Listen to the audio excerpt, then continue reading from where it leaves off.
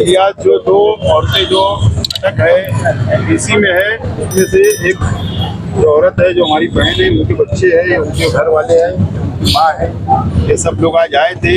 आज लेके जाएंगे भाई, छुट्टी आएंगे इसकी वजह से। तो चलो बेटा जाओ। बोले मैं मर जाऊंगी, ये करूंगा मिले ना बेटा, 2 दिन और उसके बाद 2 दिन और आए, 2 दिन बाद हो जाएगा। चलो। माइनॉरिटी डिफेंस कमेटी के जिम्मेदारान के साथ में आज हम लोग कोर्ट में मौजूद है। छावनी पुलिस स्टेशन में 4 रोज पहले 2 औरतें और एक लड़के को पुलिस ने अरेस्ट किया था। 3 दिन का उनको रिमांड मिला था। आज दोबारा कोर्ट में उनको पेश किया गया, फिर 2 दिन का आज रिमांड बढ़ाकर कोर्ट ने दी है। और माइनॉरिटी डिफेंस कमेटी ने पहले ही दिन से ऐलान किया था कि हम शहर के साथ खड़े हैं, हम मदद करना चाहते हैं, मदद कर रहे हैं। और आज भी हम मदद करने के लिए, हौसला देने के लिए उनके परिवार को, शहर की आवाम को हौसला देने के लिए आज हम लोग कोर्ट के अंदर मौजूद है। और आज वापस ग्रेट सुमैया मालेगांव शहर आते हैं और प्रेस के जरिए 1000 लोगों की यादी पुलिस डिपार्टमेंट को, एसआईटी को उन्होंने दिया और उस पर कार्रवाई करने की डिमांड करते हैं। और 38 लोगों की यादी दिया और उसमें सबूत के साथ दिया, ऐसा उन्होंने ऐलान किया और उन पर भी कार्रवाई करने की बात करते हैं। हम लोग पहले दिन से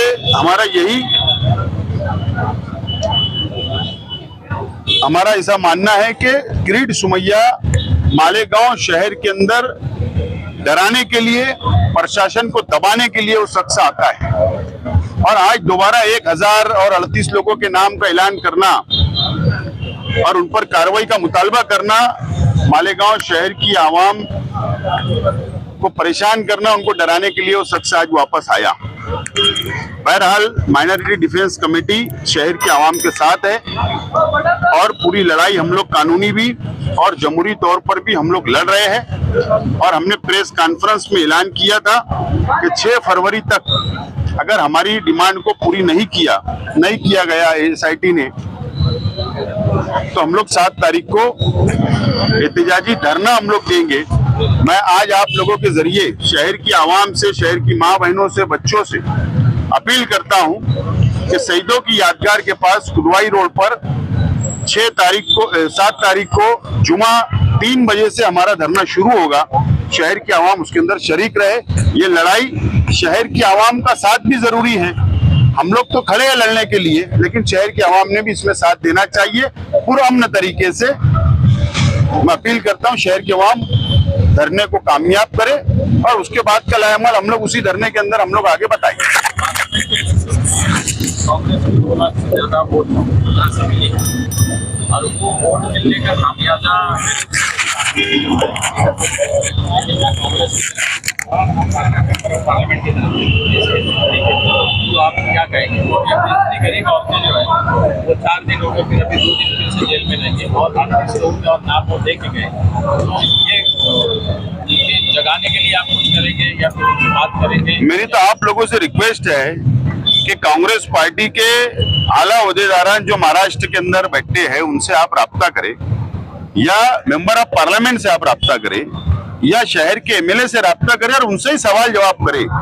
हम लोगों ने तो हमारा रास्ता तय कर लिया, लड़ना है और जीतना है और कानूनी तौर पर शहर की आवाम की मदद करना हमारी अपनी पॉलिसी तय हो चुकी है। और आपने देखे कि 2 हमारी बहनें, माँ, आज अफसोस की बात है 5 दिन सलाखों के पीछे उनको रहना है पीसी के अंदर। आज कोर्ट के अंदर आपने मंजर देखा कि उनके बच्चे आकर रो रहे थे, है ना। ये बहुत सोचने वाली बात है। ये इलेक्शन का कोई मुद्दा नहीं है, ये आज शहर को बचाने की जरूरत है। मैं चाहता हूं कि आप लोग उन लोगों से सवाल जवाब करें। हम जहां बोलते हैं तो कुछ लोग को लगता है कि हम सियासत कर रहे हैं, इसके लिए नहीं बोलना बेहतर है। आज अब हमको हमारी लड़ाई अब लड़ना है।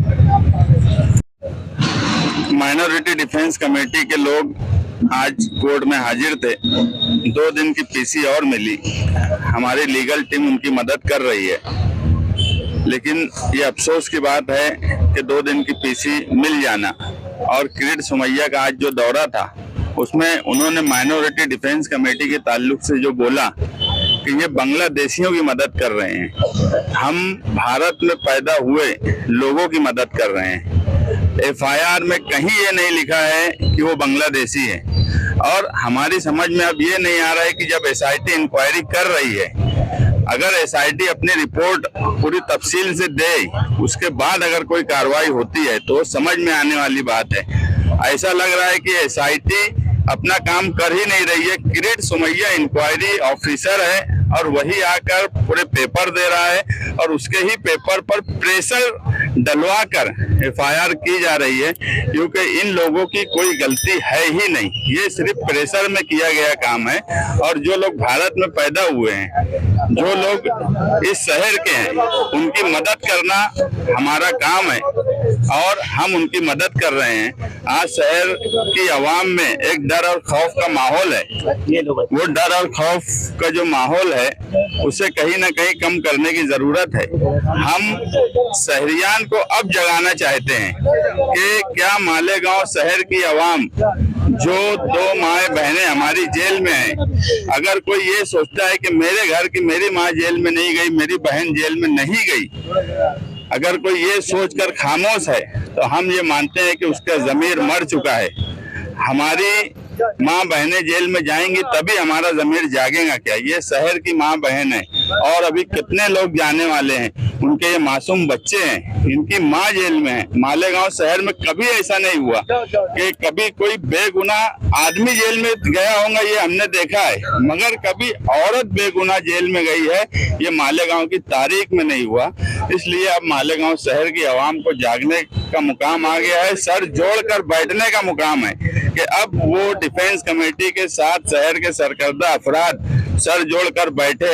आने वाले जुमा को शहीदों की यादगार पर जो धरना दिया जा रहा है, इसमें बच्चों का जो एडमिशन नहीं हो रहा है, वो भी एक सवाल खड़ा है। कई अलग अलग तकलीफ है जिसको हम कोशिश कर रहे हैं दूर करने की, मगर पुलिस डिपार्टमेंट ने भी, जो किरीट सोमैया बार बार आकर बोलता है कि ये बांग्लादेशी है, तो क्या एफआईआर में उन्होंने बांग्लादेशी लिखा है क्या कि ये बांग्लादेशी है?